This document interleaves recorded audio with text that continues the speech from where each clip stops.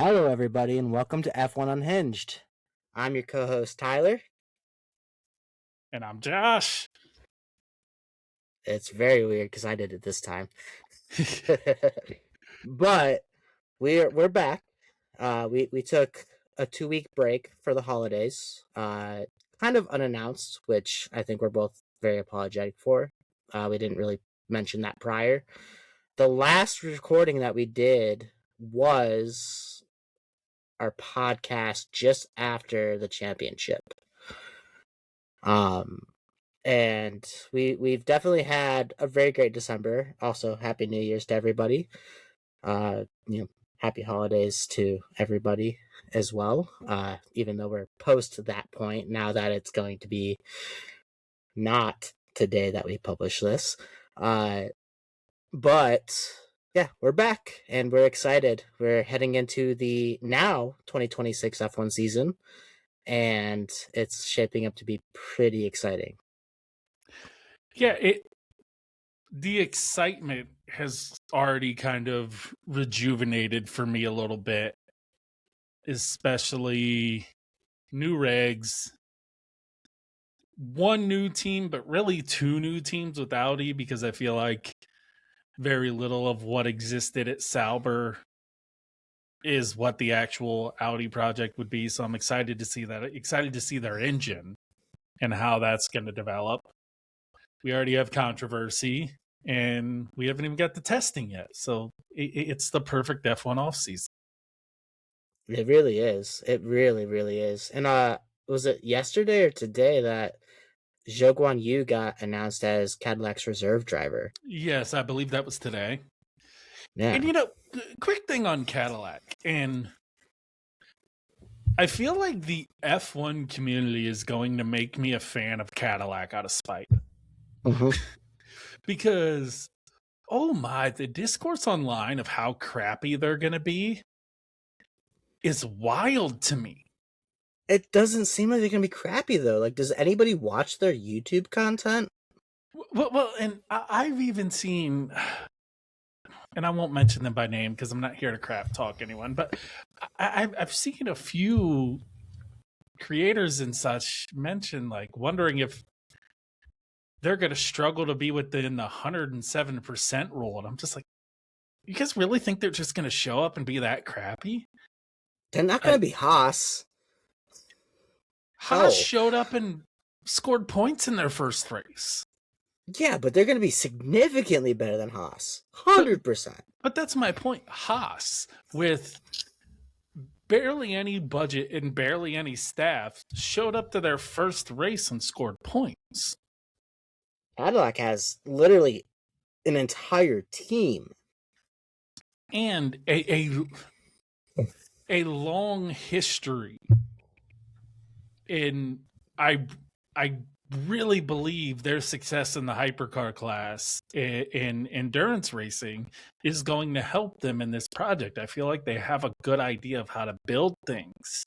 And you have a lot of people involved in that project who have a lot of history in racing and F1 in general.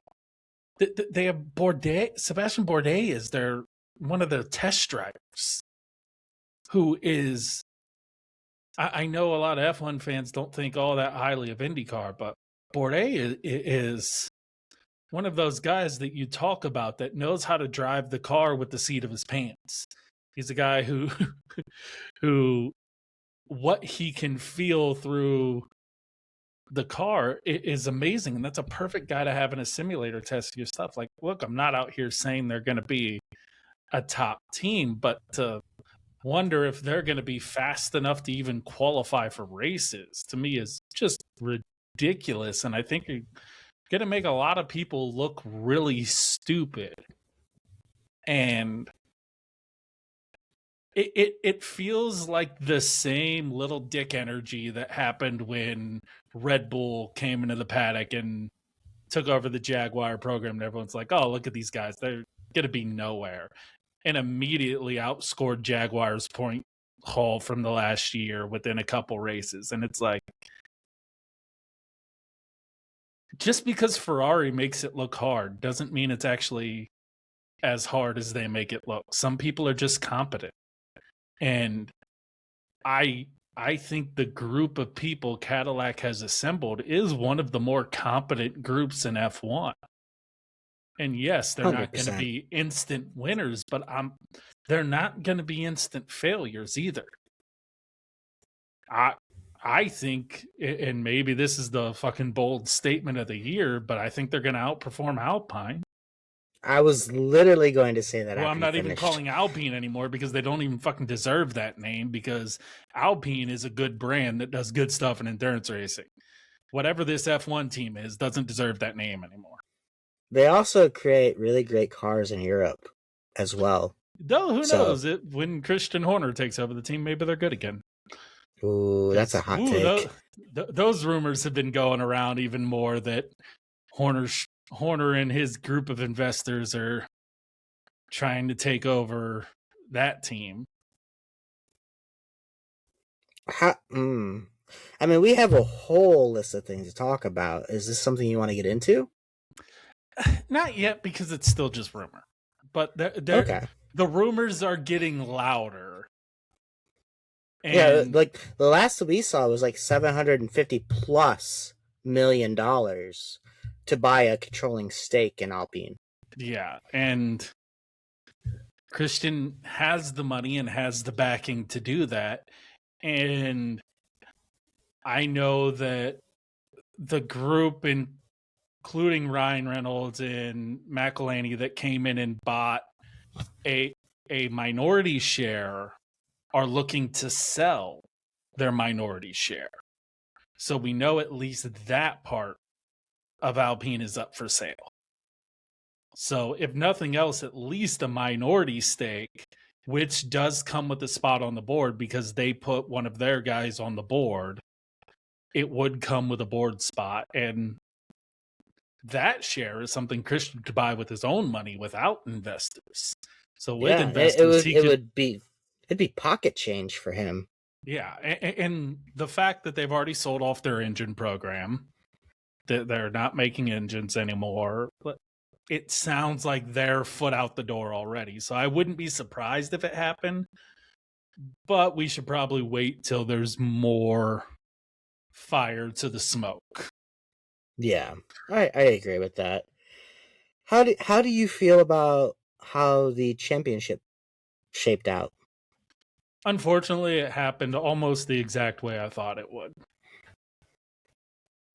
In that I didn't think there were enough cars fast enough to make a difference in that race.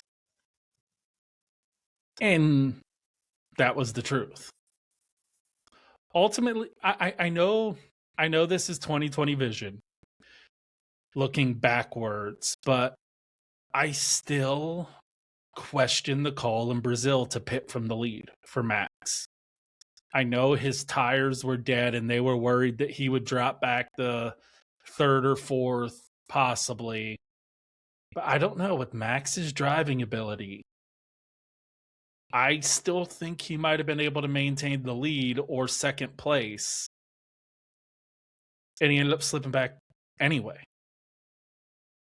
So, and say he finishes second, Max wins the championship. If he finishes second in Brazil, even if he loses the lead, he would have then won the championship if the championship finished the same way it did in Abu Dhabi. It's easy to look back and question those. I know Red Bull prefer to always go aggressive on their calls, so they decided to make the aggressive call there. But the part of me that didn't like the decision when it happened, that was honestly the first thing I thought back to when Max didn't win the championship, was Brazil. Of like, That makes sense.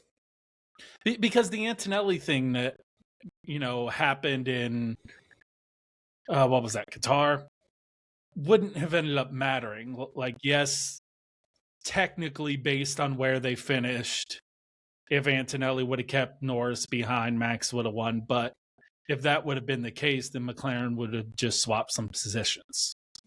to get Lando the championship. They had just had Oscar drop back.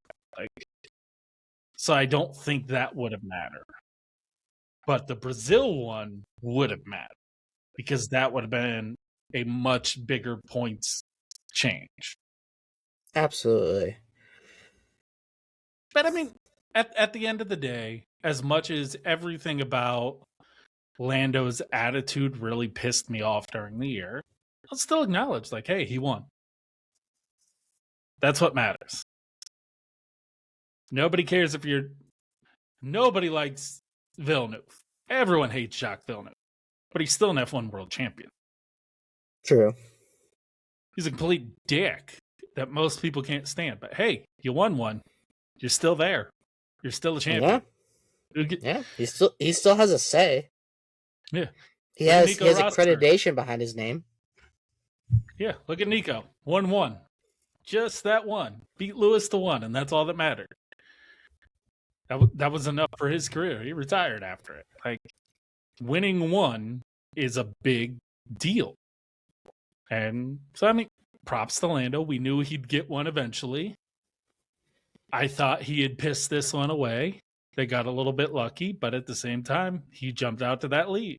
He was able to claw back at Oscar, jump out to a big enough lead on Max that Max couldn't overcome it at the end. Very similar to what Max did to him last year, where Max jumped out to a lead and it started faltering when the car wasn't there anymore. And oddly enough, at the same race that I think cost Max the championship this year is the race that he won it last year. I slightly blame you for somebody being such a Red Bull fan. Actually, I fully blame you for this. We have a very close mutual friend who is newly introduced to Formula One and is you know a why it's not diehard. completely my fault though? It's partially Lewis Hamilton's fault because he has a massive hatred for Mercedes and Lewis Hamilton. Why though? Which then turned to Ferrari and Lewis Hamilton, and which automatically made him a Red Bull fan. There's 18 other teams on the grid. Okay, yeah, but if you're coming blind into the sport and you see Max Verstappen, or I guess, yeah. In Max Verstappen's greatest season that he ever had, and the greatest season in the history of F1, it's hard not to be like, ooh, yeah, I kind of mess with this. Well, to be fair, you got me into Formula One, deeply into Formula One, and I was a Red Bull fan. I say that sitting here now, looking like I'm McLaren's biggest fucking fanboy. Well, and this is how somebody got me into F1. I got into F1 in a very similar way to where I had a partner who was really into F1, and I occasionally would casually watch a race when it was on. And we spent a weekend together for the first time, and it was during a race weekend. And they were someone who watched every practice, and that was during the Vettel years at Red Bull. And we were watching, and they were a Vettel fan, and I was like, oh shit, Red Bull has a race team? That's awesome. And this really young German driver who everyone seems to hate on? All right, Vettel. I'm sold. I'm in. And from then, I was a Red Bull fan from that original moment. And it... Until now. And still into the future. Well, I mean, you got to think. I got into it when Vettel was winning titles. Yeah. Red Bull goes before downhill. Max. Yeah, Red Bull goes downhill, but they get Daniel Ricciardo, who is another awesome personality. So two of the best personalities in the sport back to back in the same team. Yeah, two guys that you just love their personalities. They're both in that team, and then after that, you get Max, and it's like when you have those three in a row, it's hard not to be a huge fan, especially, I grew up in extreme sports, skateboarding, motocross, all that stuff. That's what I was into as a kid. So Red Bull is a synonymous brand there. Yeah. Yeah. If you watch extreme sports, you have known Red Bull from the start. I am a massive fan of Travis Pastrana, have been since the early motocross days, and he's always been a big part of Red Bull. And then when he got into rally racing, that got me into rally racing. It's like, wait, Red Bull sponsors this too? And it's like, wait, Red Bull has motorcycle teams too? They have all these race teams? And it was like realizing the web of what they do. And it's like, oh, these guys really believe in this stuff. They saved a racetrack in Austria. They do the rookie league for MotoGP. Like, oh, the Red Bull, like they put a lot of money in motorsports. Like Red Bull designed the windscreen that IndyCar uses. That's Red Bull's design. I look forward, and obviously we know who we're talking about.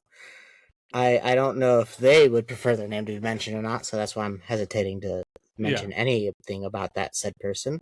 I look forward to the day when they are a couple years in, like I am, and find their team, whether it still be Red Bull. It could still be Red Bull. I'm not shitting on Red Bull by any stretch.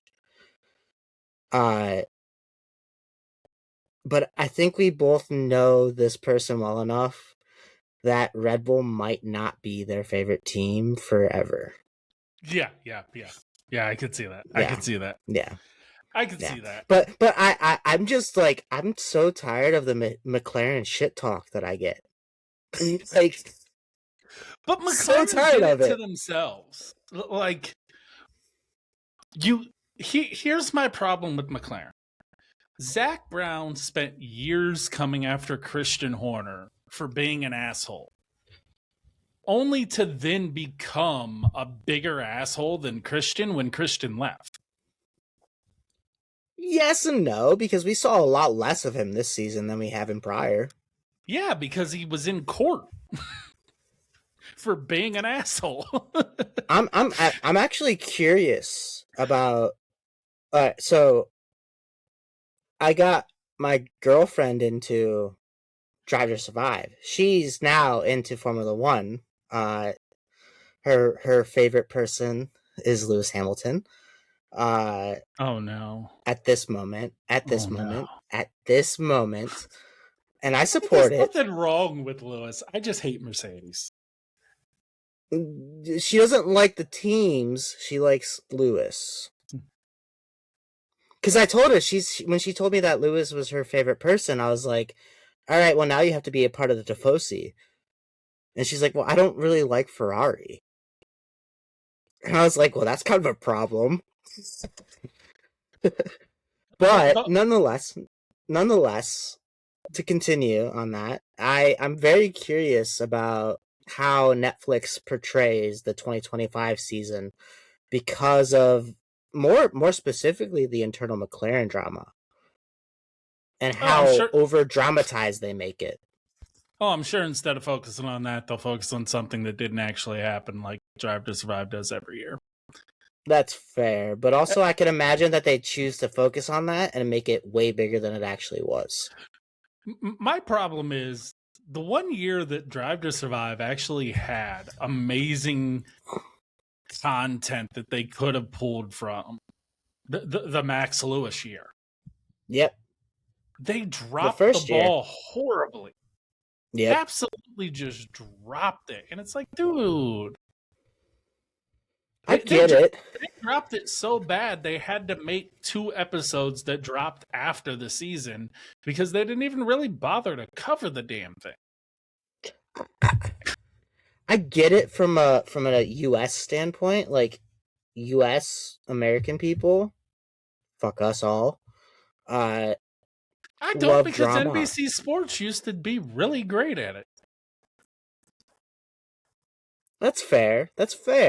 But Netflix is in the business of making money. They know that drama makes money, so they're gonna over dramatize things. But that's what I told Kristen before we went in to watching Drive to Survive. I was like, hey, this isn't nearly as dramatic as you think it might be from watching this. Like, I promise you, Netflix over dramatizes literally every tiny minuscule thing that they can find But my problem to with that make that a is thing. there is so much actual drama in F1 Yes.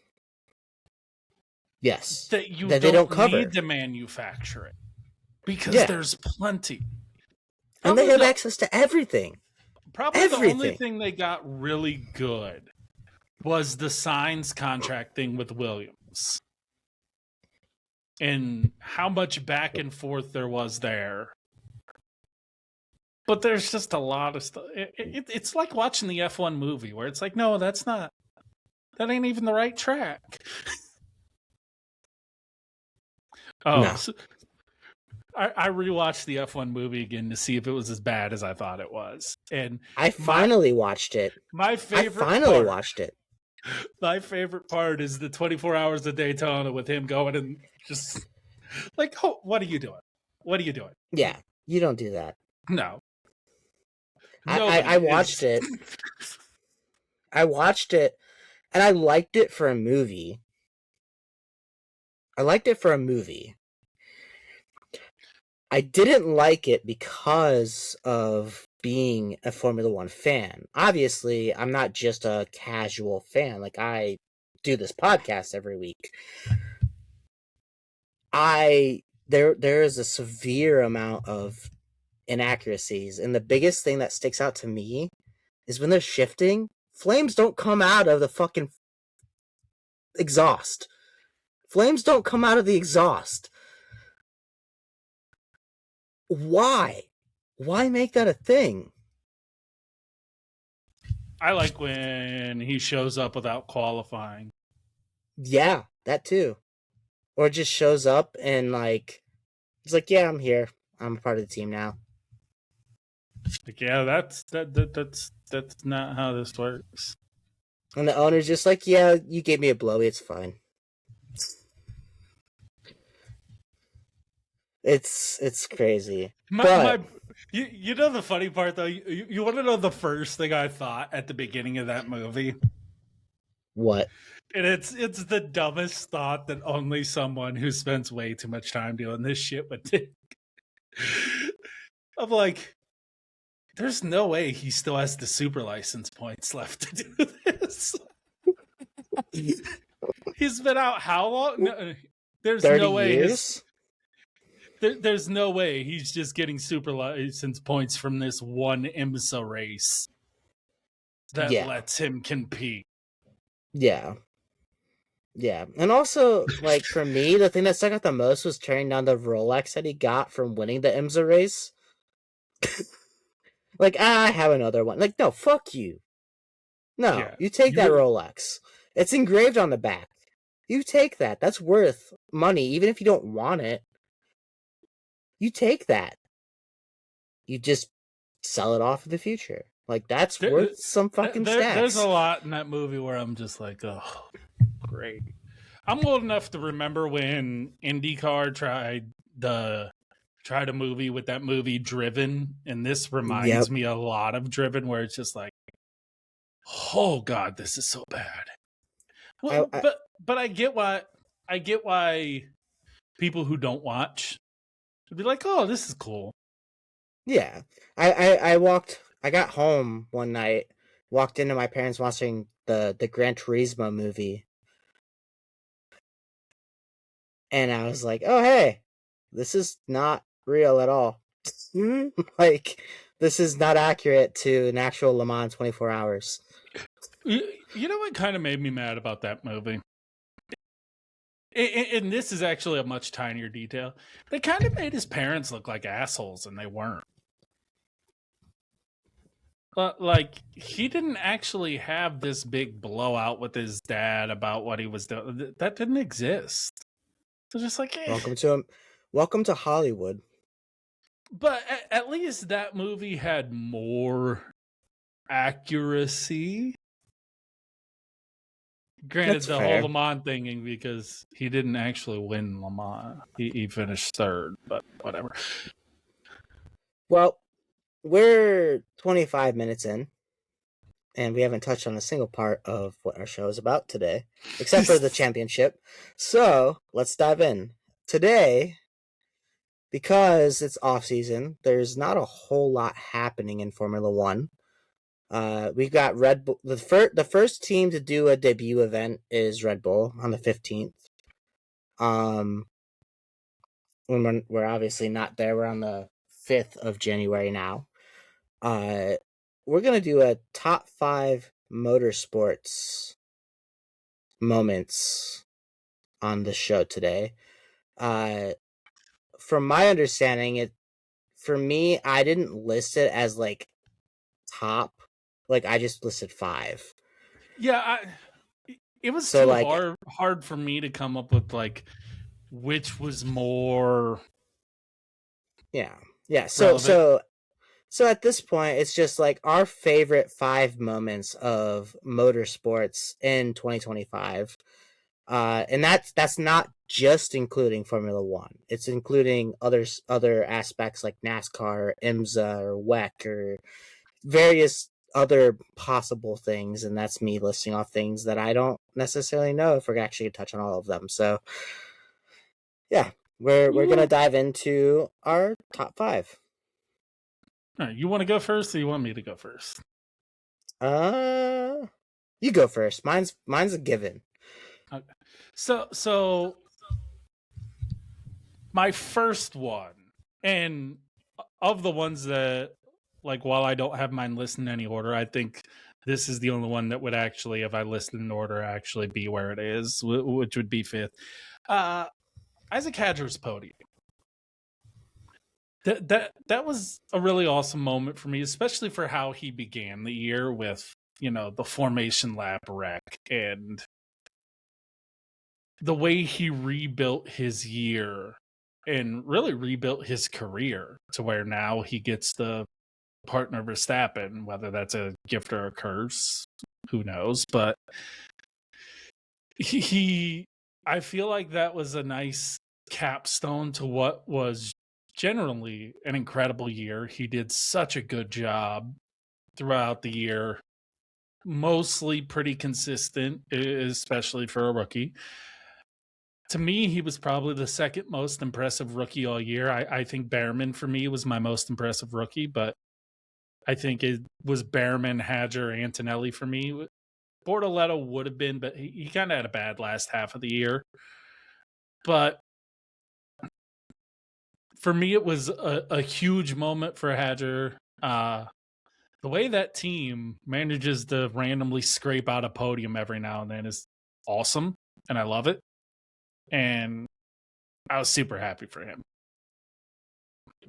Absolutely, yeah. I think at Hajar actually getting to do that and get a podium in his first year is absolutely incredible. Surprisingly, I didn't have that on my list, but I kind of regret not having it on my list, to be honest with you. Although we only had 5, and so I would have had to have a 6th on my list to do Yeah, that, I it was think. hard for me to narrow down to 5. There's some that I left off here that I would have liked to include, but I wanted to have a diverse list. Yeah. And I think Hajar having a podium in his first year is huge for him in his Yeah, career. Absolutely. Like, regardless if he stays with Red Bull for his entire career or not, I think having a podium in your rookie season is huge. 100%. For me, in the same likes and the same relevance, but not a rookie, I put Hulk getting his first podium of his career. And that's a fair Ni- shout. Nico finally getting his first podium. I think did a tremendous amount, not only for himself, but for the team. And a car that typically would never be podium worthy. We didn't even know if they'd score a point this year when the E- year started. exactly. But now Nico has a podium under his belt. Like that's huge for him. That's huge for his family. He's got kids. He's got a wife. Like that's what you strive for. Like a lot of people think, yeah, once you get to Formula One, like that's the dream made. Like sure, that's part of the dream made. But I'm pretty sure every person that wants into Formula One also wants a world championship. That dream is probably unattainable for a lot of people getting into Formula One. But for Nico to get his first podium after what, 13 years? Something along those lines? Yeah, somewhere along that. Like that's insane and deserves to be recognized. Like And fuck yeah, Nico. I like for him that it came in a wet race because of the podium he lost in Germany when he wrecked out of a wet race when he was still with Renault. That was horrible for him because he could have had his first podium at his home race in Hockenheim and slid into the gravel, and it was horrible at the time. Which I mean, a lot of people did in that race. Hamilton wrecked, Leclerc wrecked, Boatas wrecked out. Like there were a lot of guys who wrecked in that race. So it wasn't like he was the only one, but it But it still was, hurt. yeah, because he was going to get a podium if that didn't happen. Yeah. And so it's cool to see him in probably the least likely scenario to get one, to get a podium. And it did do a lot for their season because that was a massive points haul for a team fighting in a place where not a lot of teams get points. Yeah. Yeah. And I forever grateful. I mean, I've spent a fair amount of time in Germany, eight or so months in Germany. I have a deep appreciation for the culture and the places, and I'm grateful to see another German on the list of people that have gotten podiums. And for Nico, he is unfortunately on teams that I wouldn't root for, but he's always one of my favorite drivers. Well, now he's on one you'll root for. Well, yeah, he is on Audi. That is true. That is okay. In the past, he wasn't on teams that I would root for, but now he's on Audi, and I'm like, yeah, let's go. So this McLaren garb will still be a thing, but also you might see me wear Audi garb every once in a while. Uh, People keep shit yeah, talking Cadillac. I might have to get a Cadillac hat to wear with my Red Bull stuff or something. I might just buy you a Cadillac hat. To be honest, I'll buy us both one because, like, as much as I don't like the idea of Cadillac, I would much rather have Cadillac on the grid than Haas. I And just I know they're not related, but I just have so much respect for their IMSA team and how great those people are. I've got to meet a few of them, and they are just, it gave me such a good impression of Cadillac as a brand. And I think it kind of shows the importance of having good people no matter what series you're in, because that's another racing series that, because of how their team handled themselves, makes me have at least some kind of want to support another project that they have that directly competes against my favorite team, because that's GM versus Ford at this yeah, point. But I yeah, do have some respect because I have respect for the people involved and the leadership involved. And I think that's important. I Same with my feeling of now Mekis taking over Red Bull. I have so much respect for Mekis. yeah. Such an incredible amount of respect for him as a person. And And where did he start? where was his Ferrari. first? That's not where he started, though. Ferrari's where Well, he ended up after the FIA. I'm trying to think where he was. He was somewhere else before the FIA. I'm trying I, to I, remember where. my question was purely based on the Ferrari part of it. So No, that's Ferrari fair. completely misused him, and probably there's probably no wonder the only time Ferrari's ever had a good engine, Binotto worked there, or I Mecky's worked there. I will And say, I do think it's funny that Mecky's and Binotto are in two different teams that are probably going to do better than Ferrari next year. also true, actually, because Binotto's with Audi now. Uh, I will say I'm not gonna be mad if Cadillac is good. I want them to be good, and if they are good, I will happily rep their stuff. I think my view of an American team entering the grid is spoiled by Haas. And Well, but I I have think a Cadillac's an actual American team because they're going to have a base in America, yes, whereas but Haas doesn't. no. But my view on Haas, whether it be Formula One or outside of Formula One, because Haas is a company outside of Formula One that does manufacturing, uh I have very personal relations with Haas, Yeah, Haas can suck a dick and as a company. I really, really, really, really don't like Gene Haas. Uh, and it's like very, very, very personal, actually. Uh, Yes, and so I look forward to Cadillac being good because I would love to have an American team to root for that isn't a shit show run by a shit human known as Gene Haas. exactly. Yeah. And also, so if I'm gonna add to the cease and desists that I want to get, George Russell, Gene Haas, let's go. Yeah, Come at me, brother. I put Come Gene at me. Haas way above George Russell in my Oh, hatred. But absolutely. I will root for George Russell. I will never root for Gene Haas. And yeah, if he I don't think I'd root if for this either of them. But if this ever comes across your ears, Gene Haas, you're a scumbag. All right. I end my little rant that might be a little personal. so So speaking so of American teams in motorsport, let's go to number 4 on my list of my most memorable motorsport moments of the year. In this, we're going to leave F1 and go to IMSA.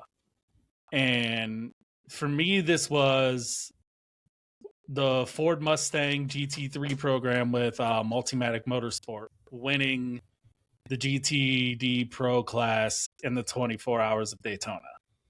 Um, I grew up falling in love with motorsport because of Mustang. Um, I grew up with my uncle who was my guardian. He loved Mustangs. We worked on them in his garage together. We would go to NHRA races where John Force used to race for Mustang. I got to hang out in garages and meet him, um, as well as other drivers. That's where my love for motorsport began. So I have a deep, deep, deep love for the Ford Mustang. And to watch them come back to endurance racing with the Mustang, and in their second year as a program, win my favorite endurance race, the Daytona 24. I loved it. It was amazing. Of course, it was the year I wasn't there in person because life is funny that way. But even watching it, I was really excited. It made me really happy. That's my number 4. It was awesome. It was an extremely happy day for me. And I got to watch it happen because Corvette kept wrecking into people, which made it even better. I love that. I love that. And I didn't get to Well, watch much race there's a series good outside. rivalry between Corvette and Mustang in endurance racing. So watching the Mustang win because the Corvettes couldn't quit hitting things. Made me happy. That's I'm a hoping good for a point. repeat this year. My not number 4, because I didn't list them in order of importance, is what I have written as number 4 is favorite moment of the year so far, or the year past more so, the Ferrari Charles Leclerc radio message, which for verbatim purposes I have right here. And it is there a leakage, Charles Leclerc? A leakage of what? I have a seat full of water, like full of water. And now you must know what the rest of it says, which is must be the water. And then Charles Leclerc says, let's add that to the words of wisdom. You know it's For bad me, when your driver is making fucking memes in the car at your idiocy.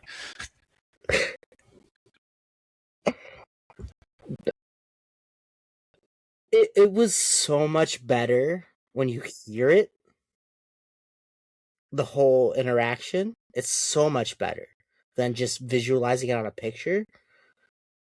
But since I saw it live, I can put the picture to the radio message, and it's just hilarious.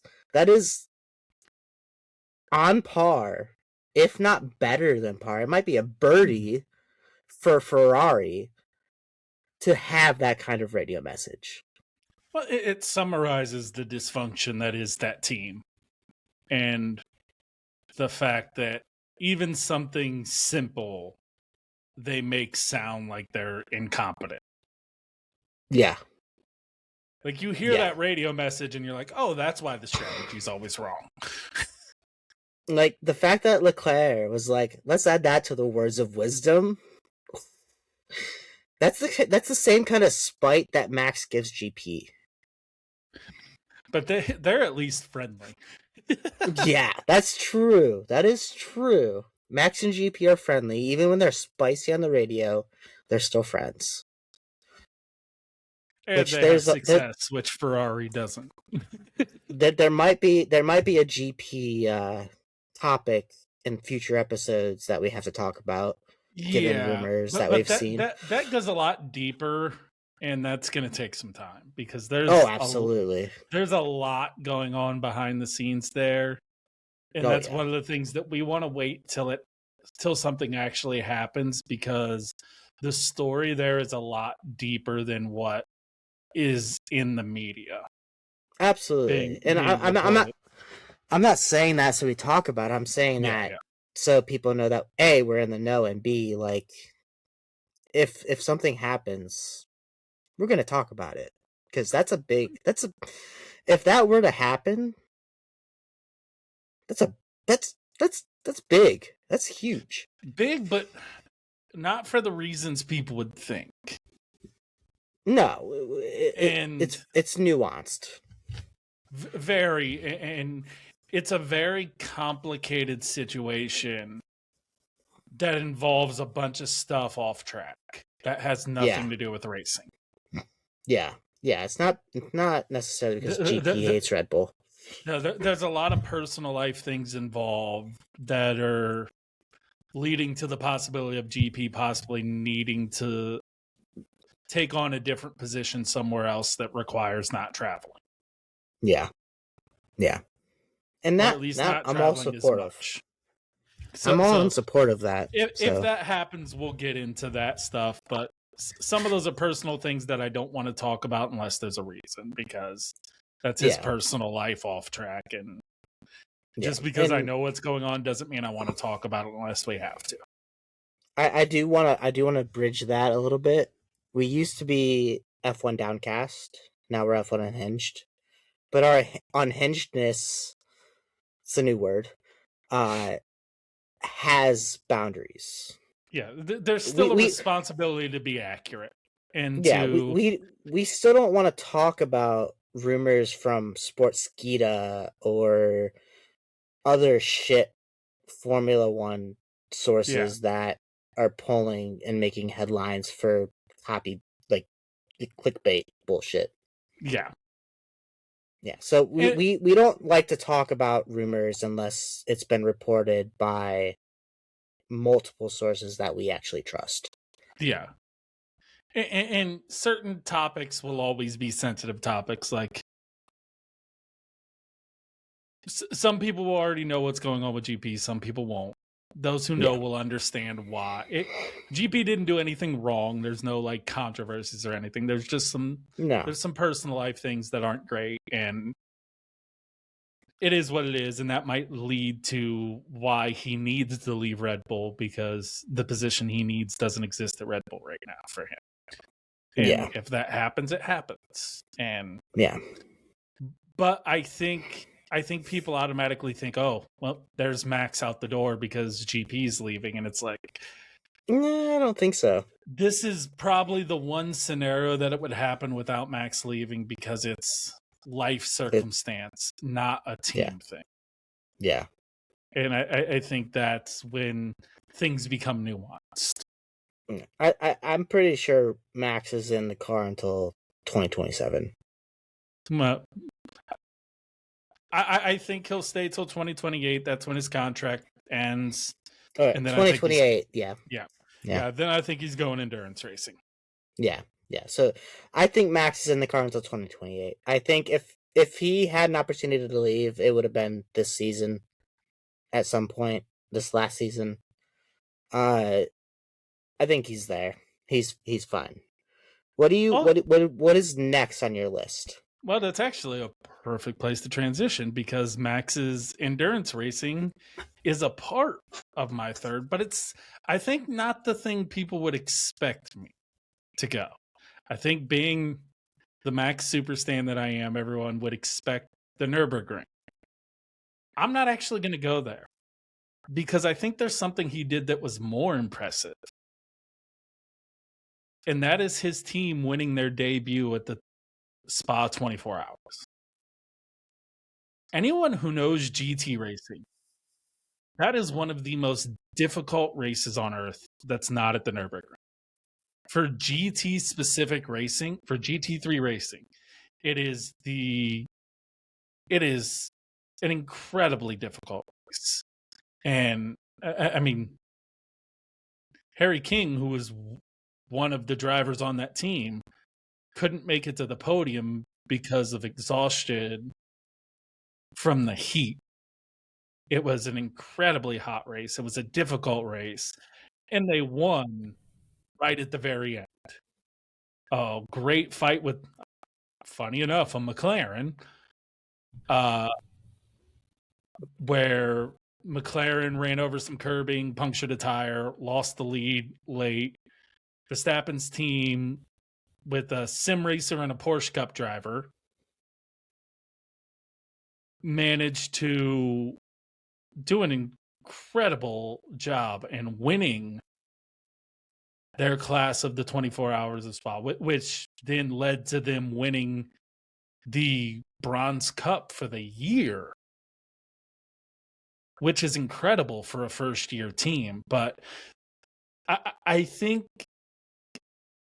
that is when I realized what Max had built.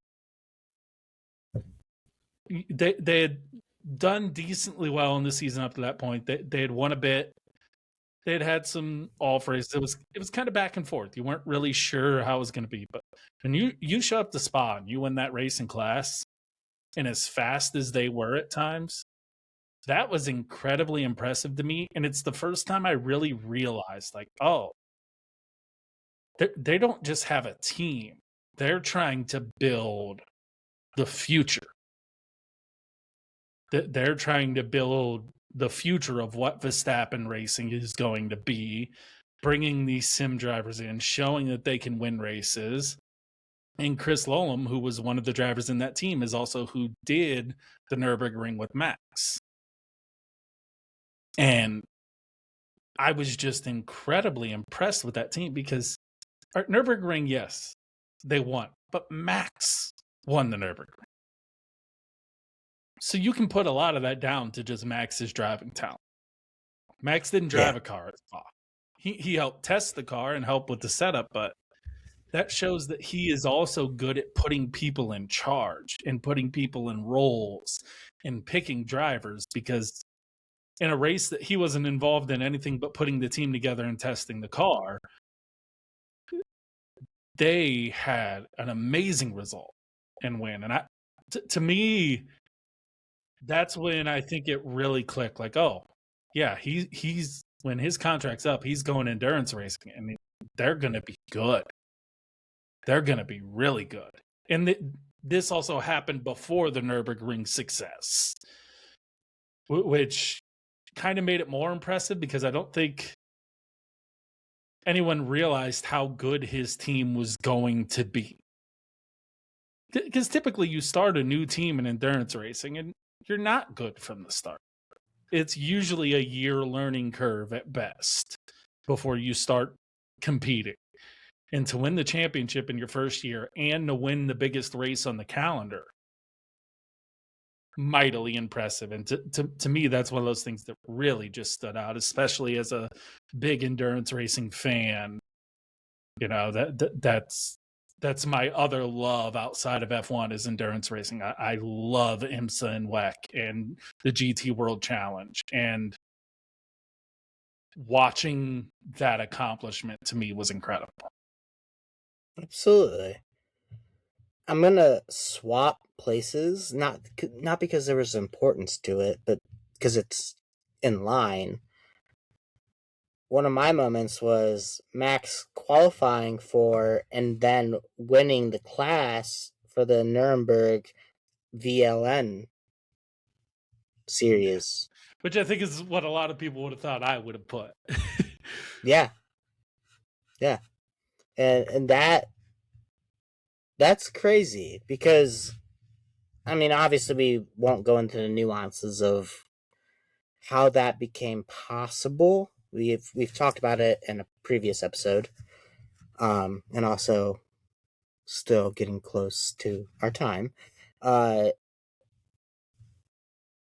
there were things against Max in that he was able to overcome, and he still not only qualified for the race but also won the race for his class in that, while also still being a Formula One driver, and that's huge. Yeah, in an off week. Yeah, in an off week, like instead of like, hey, I'm resting and recuperating, I'm doing this and that, like R&R, whatever it might be. He chose to go to Nürburgring and race with his team, and then win. And that race was a 12-hour format. 6 hour format. 6 hour format. Sorry. What's also impressive about that, though, and this is where some credit needs to go to Emile Frey Racing, because that's also who they partner with in GT World Challenge. That was their first time at the Nürburgring ever.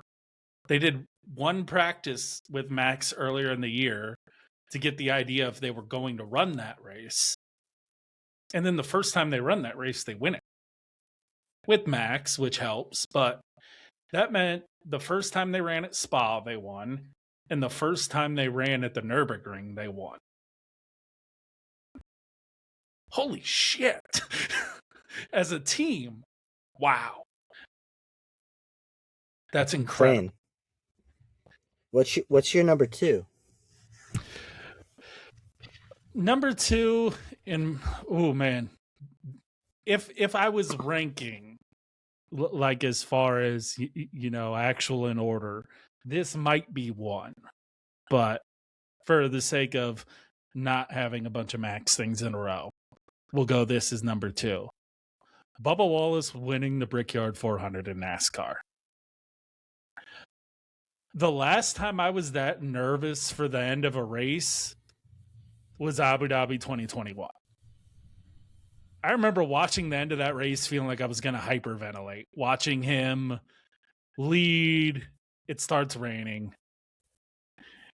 They come back and restart. There's a big wreck. Now they don't think he has enough fuel to get to the end of the race. And the whole last 2 laps, just with the guy who would go on to be the world champion, Kyle Larson, directly behind him, fighting him off on 2 different restarts in a row while running out of gas. And he just gets it across the finish line to save his season. That got him in the playoffs. His realistically last shot to get in the playoffs, he gets it. And at that point, it was such a big deal because they were suing NASCAR. They weren't sure if they were going to have a team next year. And the financial difference of him making the playoffs versus not making was huge for that team. Now, granted, they came out really well in that lawsuit where NASCAR basically settled for everything that they were asking for. So props to the teams on that. But at the time, you didn't know how that was going to go. And it was becoming a big story and it was a big distraction. And then Bubba comes out and he had an amazing race the whole race. They made a great strategy call. And watching him get that win, it was a big one for me. I get a lot of hate in NASCAR circles for how much I love Bubba Wallace. It is not easy being a Bubba Wallace fan, especially when you attend races in person. I had some pretty shitty situations happen when I went to the Coke 600 last year wearing Bubba Wallace gear that I'll never go to that race ever again in my life because of it. And I don't know if I'll ever attend a NASCAR event in person again because of it. So watching that dude win and get some vindication, that felt personal. That one meant a lot. I was emotional after that one. When he won, it was a true celebration for me, and it's still a moment I look back on. I'll watch the ending of that race every now and then, just to remember a little bit of that feeling. All right, so that's my number 2. What is your number 2? My number 2 is Kyle Larson winning the NASCAR championship. Ugh. Yep, I know. I know. If I had a least favorite moment of I motorsports in 2025, that would be number 1. I all right. I am a bigger Denny Hamlin fan than I am a Kyle Larson fan. And that's why I hate it. Yes. Even more in retrospect. Yes. But it does deserve to go down as a memorable moment in motorsport history for me. Kyle Larson, who is one of my favorite drivers. Denny is the top of that list for me for NASCAR. Kyle Larson pulled out the 2025 NASCAR championship over Denny Hamlin, and there is a lot of things with that. And it just sucked because Denny dominated and yes, then lost because his now former crew chief made a terrible call.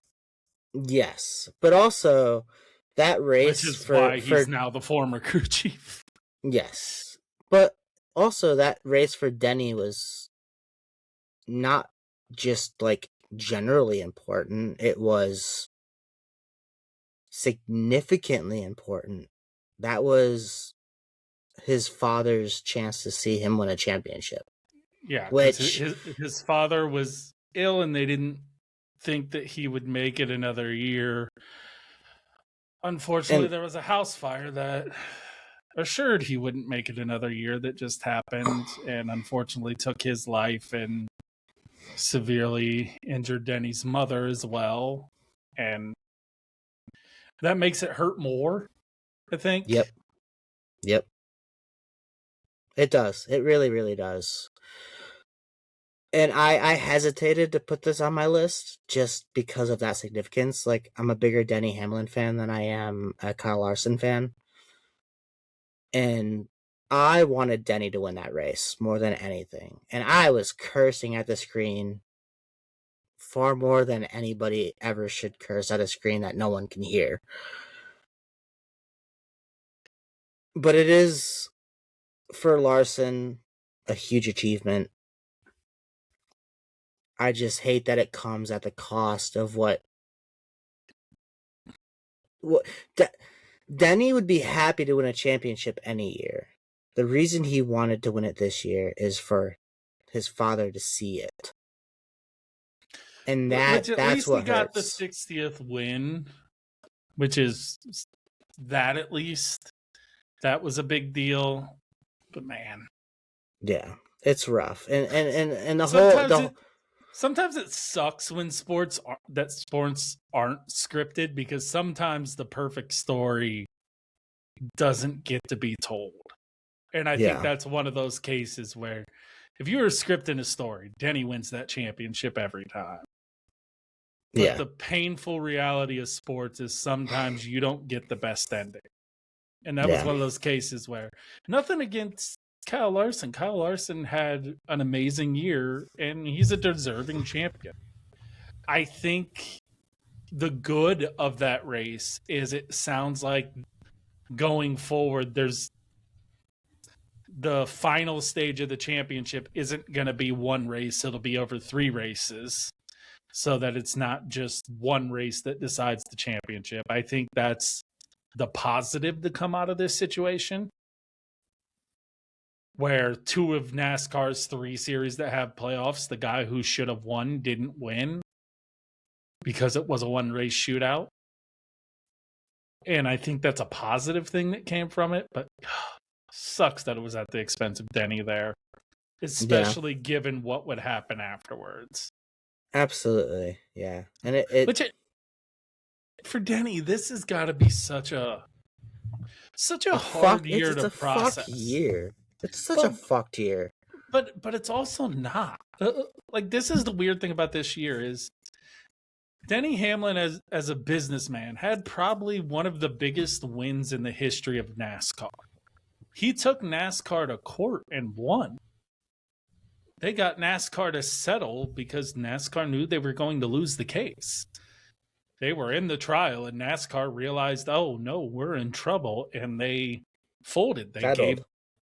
not just settled, but they settled giving the teams what they wanted. We have permanent charters now. We have we have a much different revenue situation. They might have just saved NASCAR.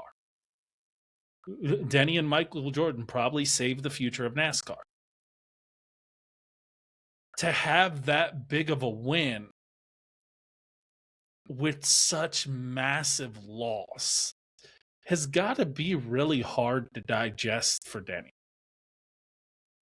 Because even before losing his father, it had to be hard to digest, the pain of that championship, and then directly after that, the elation of winning, to then have your father pass in a fire. Not the way that they were expecting him to pass, but they were expecting him to do it in ways that you got to say your goodbyes. Yeah. And to having something so sudden and tragic and almost take the life of his mother in the process, that's a form of heartbreak that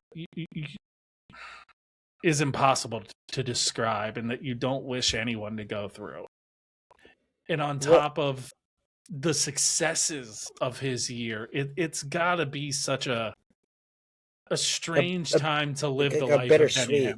Yeah, Yeah, it's very bittersweet. And in the most I'm extreme ways. yeah, and I'm extremely grateful from the reports that I read at a later time is that Denny's father did make it out, but he did succumb to the injuries from the fire. So at least we know he didn't die in the fire, which is also an extremely terrible way to think about things. Like, somebody still passed away, but I'm grateful that his Well, father at least made it out of the house. and especially on the back of Biffle and his family in the plane crash. Like Yeah, that one hurt too, and I do want to make sure we acknowledge those because it just in Biffle especially. I have a Biffle's lot of great. I have a lot of respect for Biffle because him and Cletus McFarland saved a lot of people's lives when the hurricane hit Asheville. Together, they flew hundreds of missions in their helicopters to provide life-saving support and supplies to people who were trapped from the devastation of the hurricanes in North Carolina. And they legitimately saved lives. And nobody asked them to do it. They just did it because they could. And they figured out a way to do it safely. And I have so much respect for people who have the power to do good things and just do them. They don't go out and tell a bunch of people they're doing it. They just get their shit together and they go do some stuff because it needs done and it's supposed to be done, and humans should take care of each other. And I have so much respect for that. And so to see that accident and see him and his entire family, that was rough. And then right after that, Denny Denny's loses family. dad and his mom get pretty injured in that fire, which is like, fuck, man, that's rough. Like that's especially this time of year. It's even worse in the holidays, in your off season, in your off time, the time when you actually get time to be around your family. And this is when it just sucks. It And does. I wanted to make sure that when we came back, we acknowledged both of those because as a motorsport community, we all mourn that together, and it deserves to be recognized. Yeah, And their contributions, especially with what Biffle did in the lives that he helped save, everybody should be shouting from rooftops that guy was a hero for what he did and deserves to be remembered for that. I Not didn't just what he did on a track, but what he did for human beings. absolutely. And I first learned of him because of those missions, but also he was a big part because he was friends with Cletus McFarland, who is a part of Travis Pastrana's like crew. And Travis Pastrana has a 199 channel on YouTube. And both Cletus and Biffle are a part of that channel in a pretty big way, actually. And so that's how I became familiar with Biffle, was his appearances on Travis Pastrana's 199 channel. Well, and And another thing it's about heartbreaking. Biffle, even during his racing career, he was really big at helping organize blood drives and things like that. He worked very hard with organizations to set up blood drives and kind of talk about the importance of donating blood and things like that, and had really been a very big part of that through his career. And even after he stopped racing, every year he organized a blood drive. So you're talking about a guy who did a lot of things off the track when he was racing and after his racing career to help people with the resources that he had gotten from his racing career. And I respect anyone who does things like that. Anyone who uses the platform they have to do good in their communities, in the world in general, I have respect for that. And it hurts twice as much when it's someone like that something happens to, and it's just like, oh shit. That's one of the people we needed. That's Yeah, one of the people that was doing good things, and for other people to be involved too, other family members, yeah, just sucks. it Sucks when does. stuff like that happens. It really does.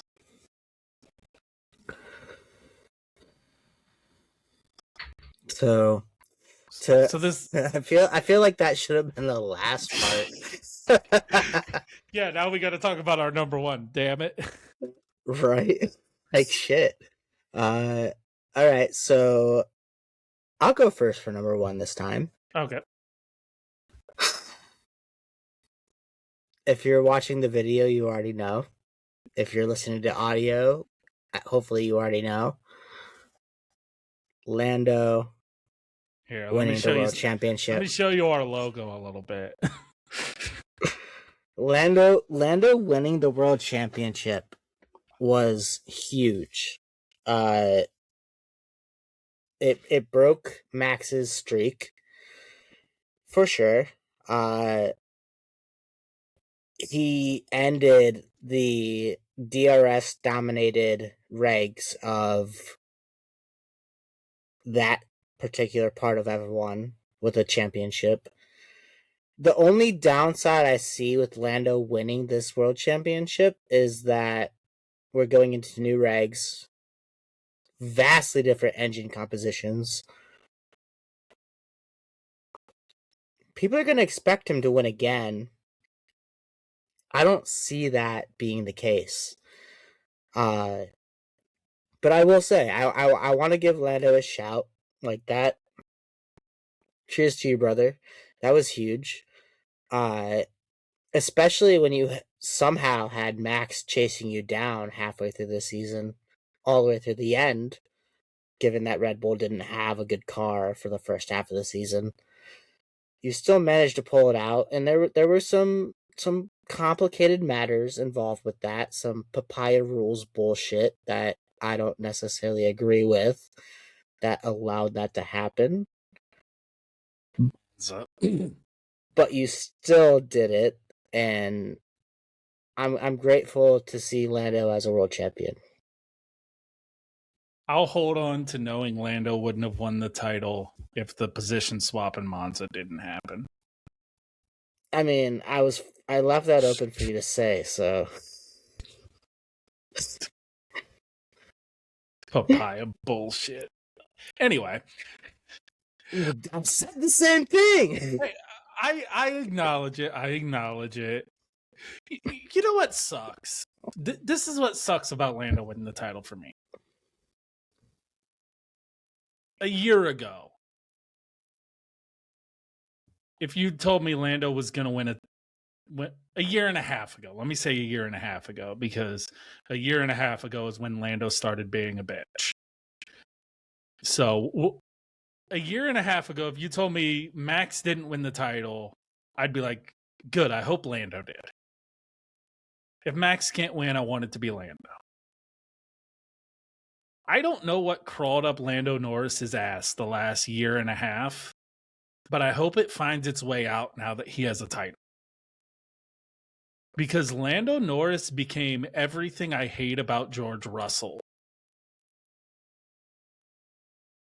I disagree. And possibly worse, because Max was supposed to be his best friend. I agree with that part. And instead, we got constant shit talk and downplaying of Max's skills, abilities, and accomplishments over a year and a half period. And he's still doing it. I don't know if you noticed, but your little McLaren boy decided he was going to go to the Nürburgring in a rental after the season was over. I didn't notice that at all. Yeah, he did. And it's like, dude. Did he crash it? No, surprisingly not. But do you know what? Do you know what the rental was? Was it a GT3 RS? I don't think it was. You know what? I want to say it was one of the BMWs. Ugh.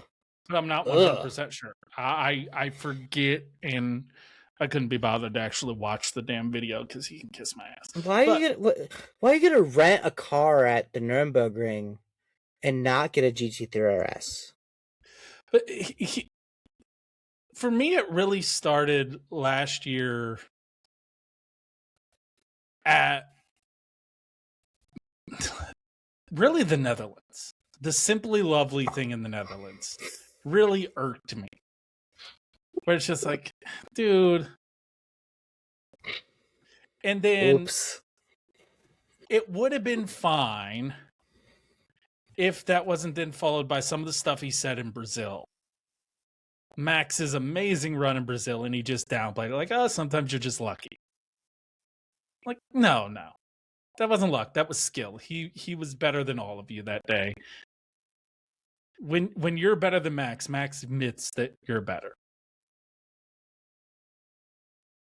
When Max is better than you, you blame something. That's some George Russell stuff.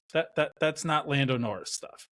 And it just, Yeah. I don't know if I'm hoping that he is going to have a similar reaction the way Max did after he won his first championship, where he became a more relaxed person and less antagonistic.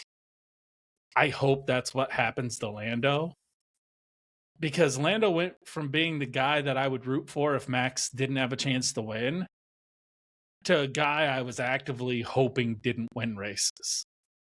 And that sucked because I used to really like Lando Norris. If you would have asked me 2 years ago, Lando Norris was my second favorite driver on the grid.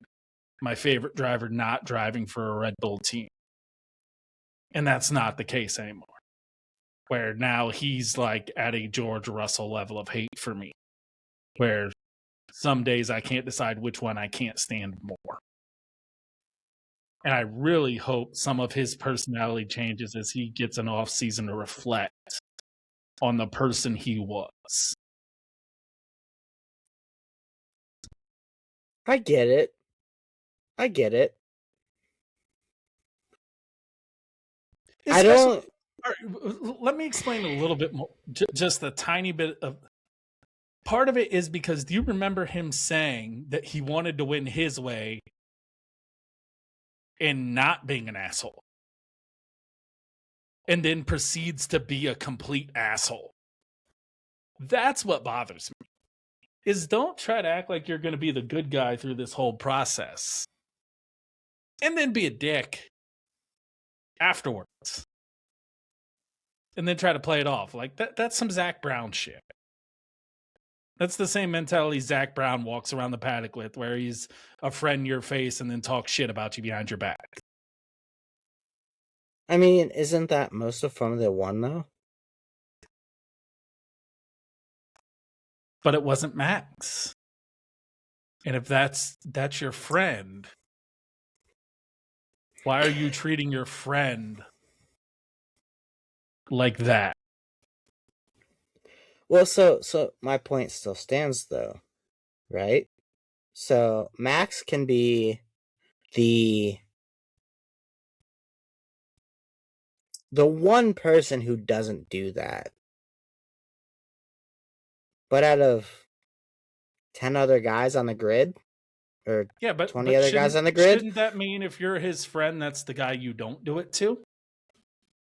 let me continue. I'm getting there. Influence is a huge thing. And there are probably a handful or more of drivers that we would assume would do the same thing, right? Like I treat don't even think the there's a handful. I do. 100% I do. Because Really? at the end of the On the day, current grid? yes. Oh yes. Oh yes. A Who? handful is 5 people. Who? Because George Russell. I can only think of 3. Who are your 3? I'm curious if your 3 line up with mine. George, Lando,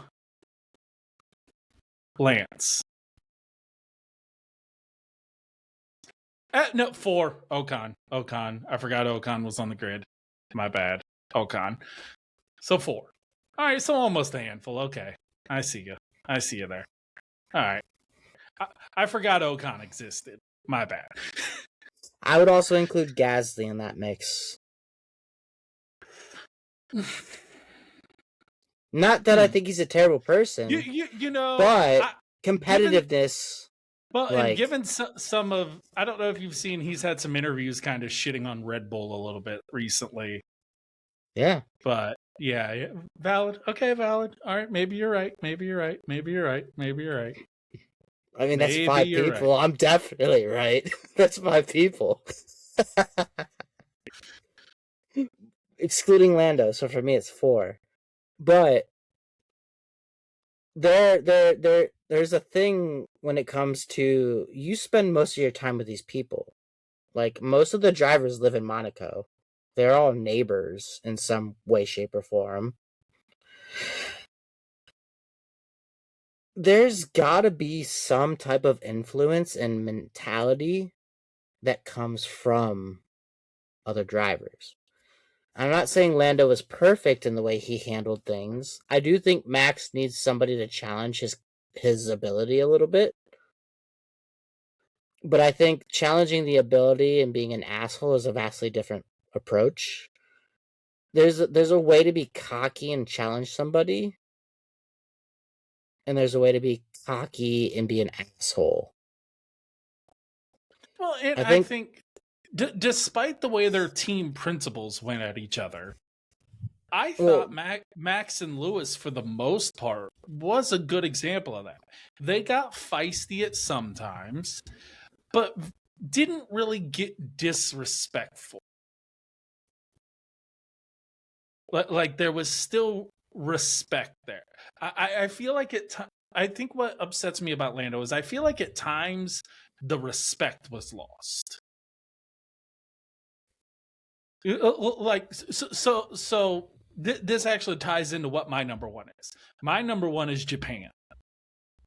Max's absolute masterclass in Japan. And that was one of the times where Lando kind of said some stuff that just kind of rubbed me the wrong way, where he tried to downplay the accomplishment that was. But Max's qualifying in Japan is one of the greatest qualifying laps I've ever seen in my life. And I won't move off that hit. He had to trim out his car in a way that was dangerous to drive, and somehow held on to that damn thing all through qualifying, puts it on pole, and somehow manages to keep that car in front the entire race while it's on rails, while his teammate is struggling to not finish last. That was an incredible accomplishment, and immediately got downplayed by Lando. And it's like, dude, you can admit somebody's good. You can admit somebody has a good race. And you guys are dominating. Max wasn't out here shitting on you and being like, oh, they got really lucky with this. Like, no, it was great. They did a great job.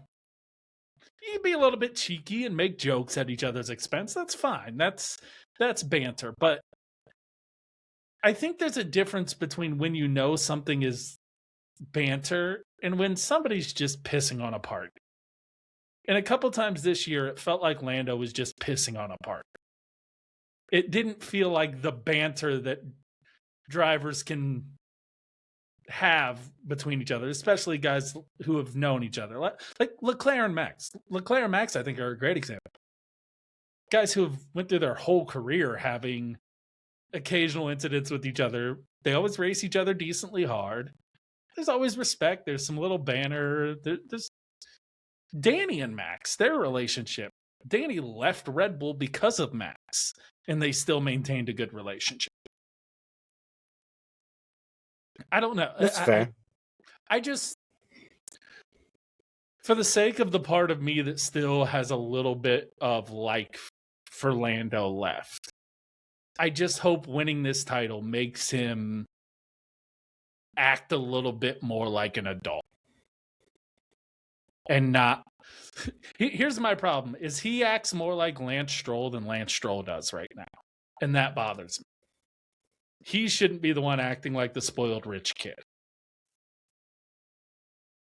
And I felt a little too much of that last year. I feel like, well, I feel like your judgment on demeanor is based on just one singular person, though. Because, like, let's say you spent your entire life. I'm not talking about the comments during the season. I'm talking winning and then postseason per se. Let's say you spent your entire life. Well, but my problems are the comments. It's not the demeanor. It's not any of that. My problem is the comments are part of the demeanor. Comments are part of the demeanor. To a point. Not really, because your demeanor is what you do and say. But I feel like the demeanor wasn't consistent. Okay. And I feel like what he was saying he was trying to be wasn't who he was. Like, he's like, oh, I'm not going to be this aggressive dude on track and doing these things. Like, well, yeah, then you wrecked out of a race, wrecking in your teammate.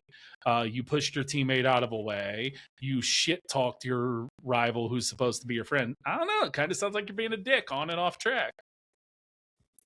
Can you also say from the point of view that you've never raced an F1 car that you can agree with how judgments can change? Like, you've never been in a situation where you're in contention for the championship against your teammate at that point with the crash. Can you say that you wouldn't? And I'm not attacking you at all. Obviously. Oh, I've seen me in sim racing. I'm an aggressive motherfucker. Like, but I also don't claim to not be.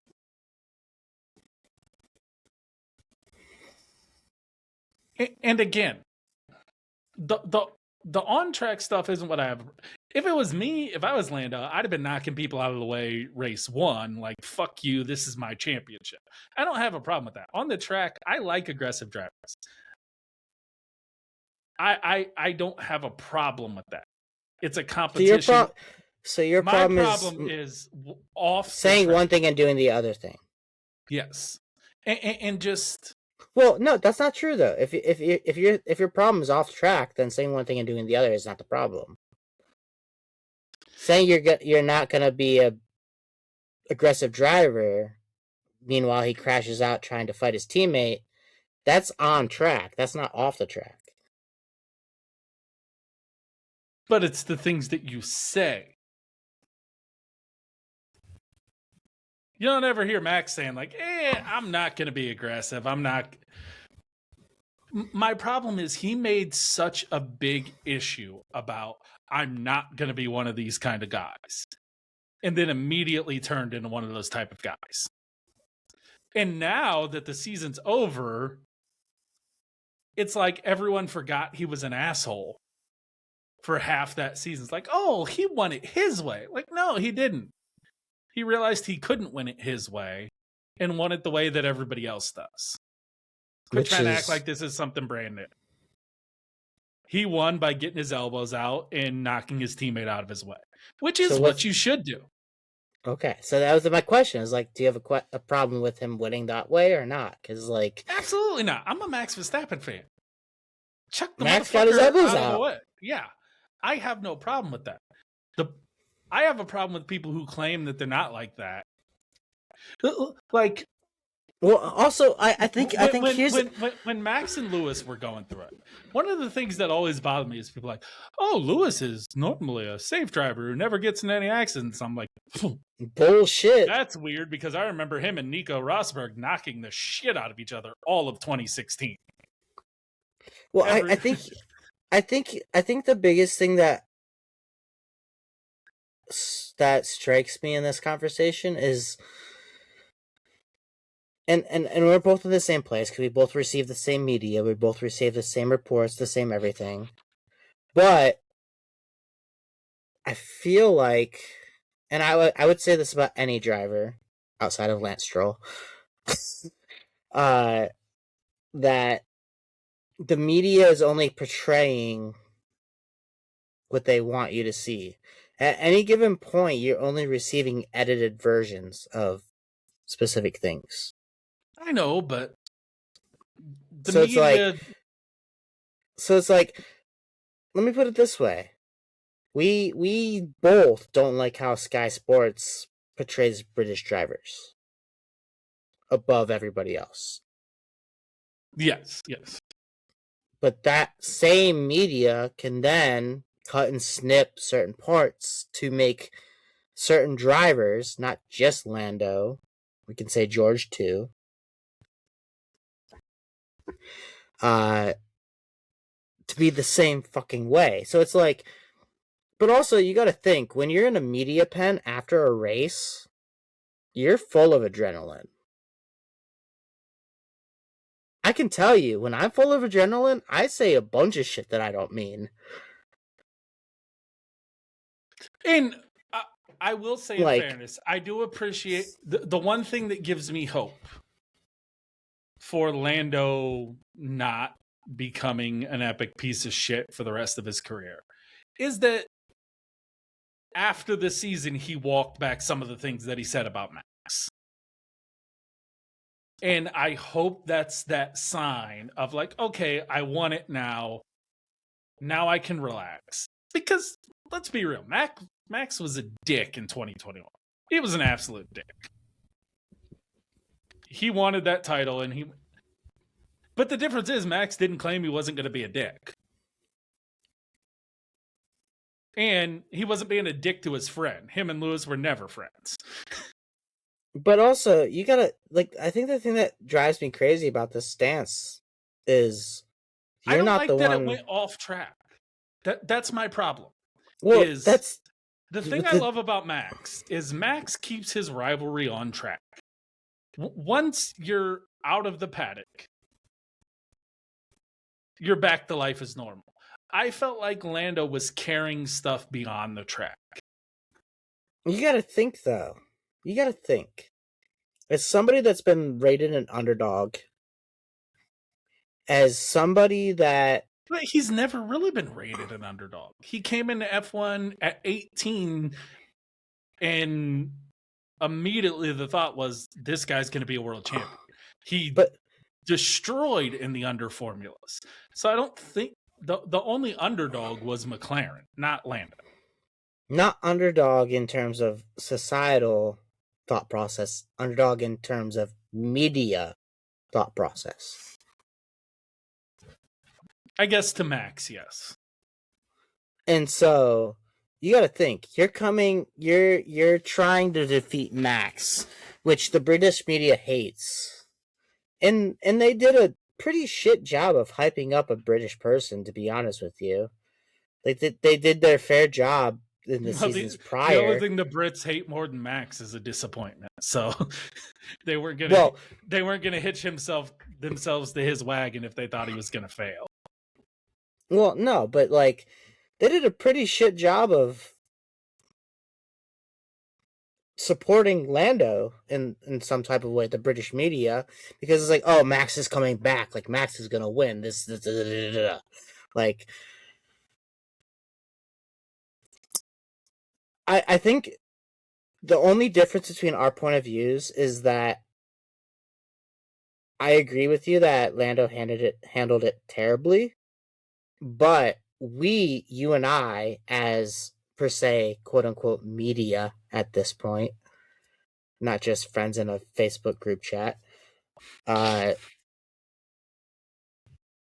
the media, once you get out of the car, you're still filled with adrenaline.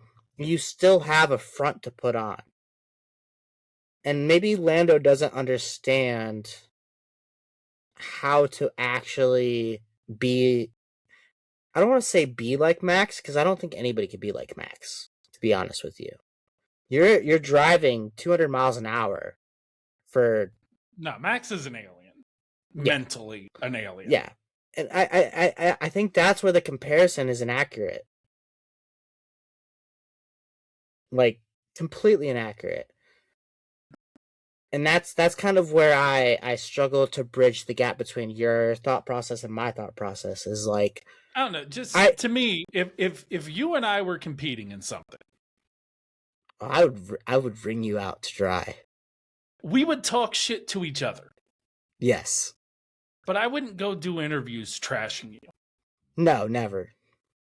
That's my problem. Okay. That's fair. That's fair. Banter is awesome. Banter is how relationships are built. But I but love good banter banter. is but here's the thing, banter is But built within the media. Banter but some offline things feel is like it not starts to get banter. personal. And maybe it's just the way I took some things, but I mean, it even seemed like Max took some things some way because there was a very big chunk of the season where they stopped flying together. They stopped doing things together off track. So obviously it was affecting their personal relationship as friends. And I think that came from one side of the coin because I don't think the other side would have cared. That's fair. That's fair. I would agree with you on that. Yeah. 100%. And But I hope that changes into this year and that McLaren or that Lando goes through a very similar thing that Max went through and becomes more likable again. And I don't think it's just me that saw that because Lando quickly went from being a guy that a lot of people liked. He was the Dutch fans' second favorite driver to the guy who got booed at every race in the back half of the calendar because of things he said about Max in the media. Like that's just not me as a Max fan thinking that. Max was getting cheered at places that he's never got cheered at in his life because of Lando. Like that's fair. That's fair. Hamilton fans forgot that they didn't like Max because of Lando. You made Hamilton fans root for Max. You made Ferrari fans root for Max. That's Which a is double-edged huge. sword. Yeah, That's that's Lewis huge. and Ferrari fans. We're cheering Max against Lando. Like, that's how bad Lando pissed off the general F1 fan base. Last year, Max was getting booed. He turned Max into everybody's favorite driver. Would you say Lando is equivalent Also, to Lando's dad kind of added to that too with some of the comments he made, sounding like yeah. Yas for a minute. Well, Which yeah. I Well, do, Yas does his own bullshit, which pisses me off too. So I do find like there was a certain amount of karma when Lando's dad said nobody remembers who finishes second, and then Max got a unanimous driver of the year over Lando. I thought that was like, oh, apparently honest, someone did remember who finished second. honestly, though, Max deserves the unanimous driver of the year. But I just think it was funny Like, that it happened like a week after Lando's dad said that. It's like, oh, actually, turns out some people did care. But that is what it is. That's just. we're going on almost 2 hours now. Yeah, we haven't had an episode in half a month. So. That's fair. That's fair. And. Yeah, that's just. I liked Lando a lot more before this year, and I hope I like him again. Because I wanted him to be one of the guys after Max left that helped carry the sport, and I hope he is one of those guys. I'm also really interested because we talk about British bias a lot. I wonder how the British media are going to deal with a British Red Bull driver. Ooh, that's a good question. It's funny Lindblad coming in next year, it's the first British guy for a Red Bull team. I wonder how, because I feel like they ignored Behrman a little bit. Can we Despite being British. Can we still shit on the British media even if they root for Red Bull from your point of view? I can always shit on the British media. All right, good. Good. But I do wonder how they're going to deal with someone like Lindblad because the British media has had such a hatred for the Red Bull driver program. But now they can't blame it on Helmut Marko anymore. That's true. Yeah. And they have a British driver. So their two favorite scapegoats, really three with Christian being gone. The three favorite things to hate about Red Bull don't exist anymore. They have a British driver, there's no helmet, there's no Christian.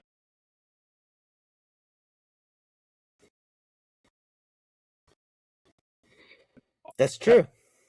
That it's also going to be fun to see where like the British loyalties start to lie, because there's quite a few British drivers on the grid now. We have 4 next year. Behrman, Norris, Lewis, Arvid. George, 5. Yeah, 5. I forgot about George existing, unfortunately. Hey, George, this is for you, buddy. Wrap it up, put a bow Well, on it. so one little thing to talk about before we'll end this. What do you think about the FIA allowing Red Bull and Mercedes engine trick?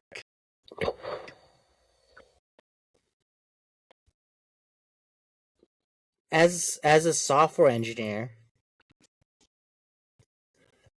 there's not much they can do about it because they can't control how parts react after being heated. And That's honestly, the genius. honestly, huge claps to Mercedes and Red Bull for finding a loophole in that, because that is what engineering is about. You give me a constraint, I will figure out a way to beat that bullshit. And that's what I love about Within new regulations. Because new regulations, when they first come out, there's always somebody who thought of things that no one meant to happen.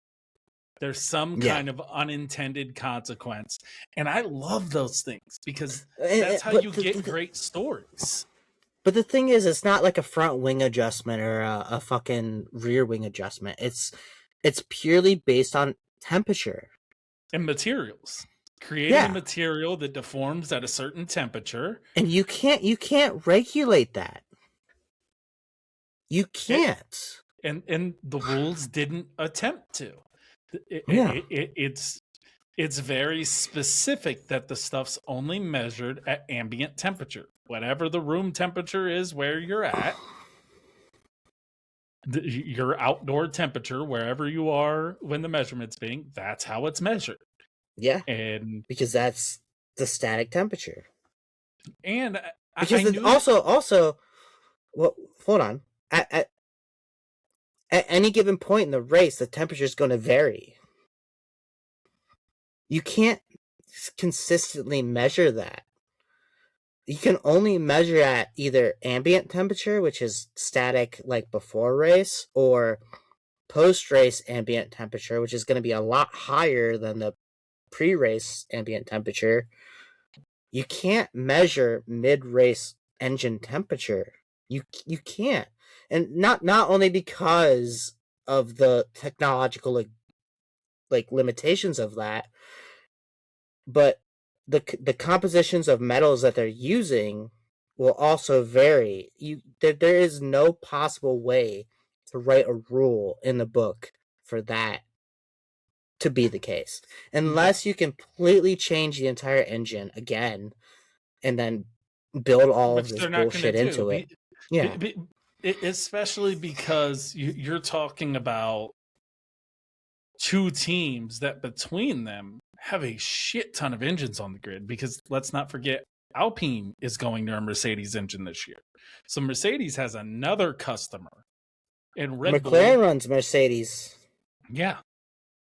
So as well as Williams. So you're talking about over half the grid between those two engine companies. You're not going to make over half the grid change their engines. You're going to tell everybody else to catch up, because that is the simpler process to do. And it's honestly a lot easier to tell the other ones, hey, you figure out how to do it, than try to figure out a way to stop it, because there's not really. I think the thing people don't understand the FIA doesn't have the best tech guys. They don't have all those guys work for the teams. The FIA get the guys who didn't get jobs for the teams. So, more times than not, the teams are more knowledgeable than the people who are policing them. That's what makes the FIA's job so hard. Is the guys who have the true knowledge are the ones the teams hire. Yes, you'll have guys start out in the FIA like Binotto did, or not Binotto, Mekis did, but they're always looking for roles in teams. So your technically smart guys end up in the team. So it's always hard to police people with more knowledge than you have. There's a reason why the FIA doesn't design any of the safety elements. The teams do, and then they vote on which one to implement. How I was talking earlier about how IndyCar has Red Bull's aero screen.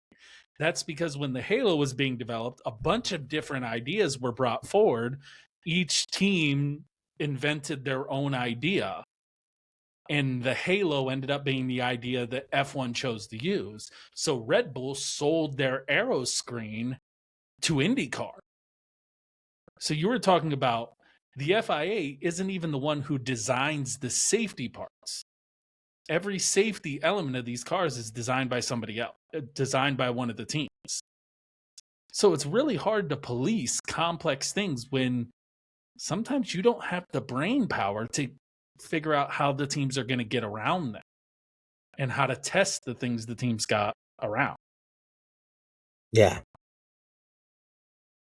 It'll be an interesting 2026. Yeah, because none of us know who's going to be on top anywhere. Honestly, this workaround is the first thing that made me convinced that Red Bull might be a decent team. I thought their engine was going to be garbage and they were going to be a mid-pack team, and I was going to deal with watching Max hold on to top 10s. Well, that also gives me less hope for Ferrari and Cadillac because Cadillac's using Ferrari engines. Or maybe Cadillac just builds a better car than Ferrari and outpaces Ferrari in the championship. But the engine is a big part. Well, there's also new regs outside of just like lack of DRS. Like Yeah, it's everything's 50%.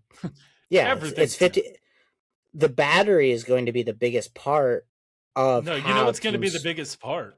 And nobody's talking about it. And I think that's a mistake that nobody's focused. The fuel is going to be the biggest part.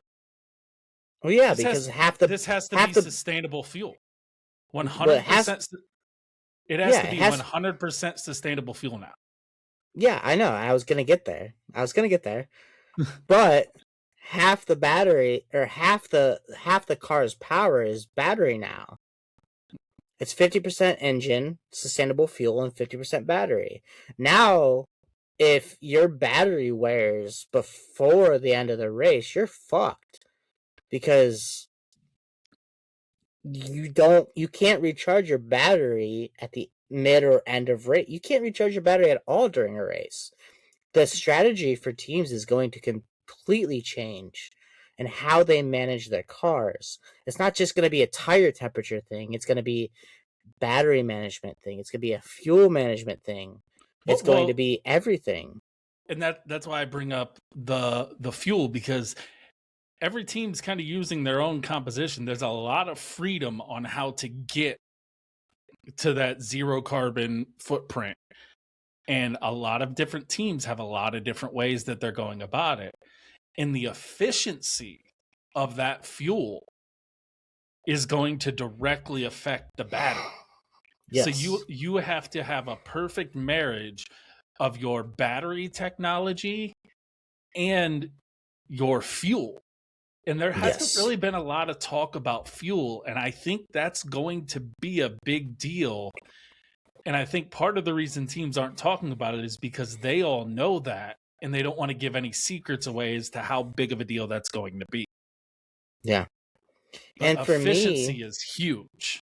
For me, like I'm not gonna plug my next podcast, but I'm a sustainability person, outdoors, sustainability, climate. That's me as a whole. I love that Formula One is finally moving to sustainable fuels. that makes me happy. But it's going to be a huge, huge impact on the field over across all the teams because of this change, and I'm grateful for this change. But I'm also excited for this change to see how it shakes things up. And that's why I don't understand the comments on Cadillac. Because Cadillac has a lot of experience, more than probably any F1 team with these kind of engines, because they've been running hypercars. Nobody else is. Except for guess who? Red Bull. Mercedes. Oh, Red Bull, yeah. Because Red Bull built the Aston Martin Valkyrie. And the new hypercar they just dropped, Adrian Newey's pet project, the RB7. They worked on both. Now they're working with Ford, who's working on building a hypercar themselves. GM already has their hypercar.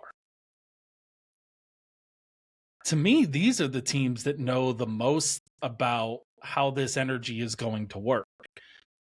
And so immediately shit canning Cadillac because they're new. I think some of F1's going to be up for a rude awakening, and teams like Ferrari might be fighting off their customer team. That's fair. Even though Ferrari has all this hypercar experience and they have a really good hypercar, they seem to not be able to translate it to their F1 program.